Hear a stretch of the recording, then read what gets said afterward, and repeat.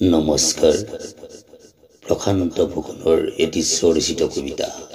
কবিতাৰ শিৰোনাম বিষণ্ণতা। আবৃত্তি প্ৰশান্ত মহাসাগৰ। বিষণ্ণতা। জীৱনৰ পথটো যেতিয়া নিসংগতাই ৰুদ্ধ কৰি দিয়ে, তোমাৰ সংগ আৰু সান্নিধ্য বিচাৰি হৃদয়ৰ মৰম ভাল পোৱাবোৰে নিসংগতাৰ পথ মুকলি কৰিবলৈ অপ্ৰাণ চেষ্টা চলায়। অপ্ৰাণ নাই, নোৱাৰে। ৰুদ্ধ দুৱাৰৰ ওচৰত হৃদয়ে হাৰ মানিলে। এতিয়া এটি দেউকা ভগা পক্ষী হৈ মুক্ত মনে উৰিব নোৱাৰি মনাকাশত নিসংগতা আৰু বিৰহ বেদনাত ছটফটাই বাট চাইছো জীৱনৰ সেই ক্ষণলৈ।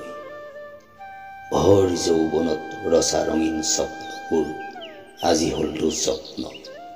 জ্বলি জ্বলি শেষ হ'ল প্ৰথম প্ৰেমৰ বন্তি।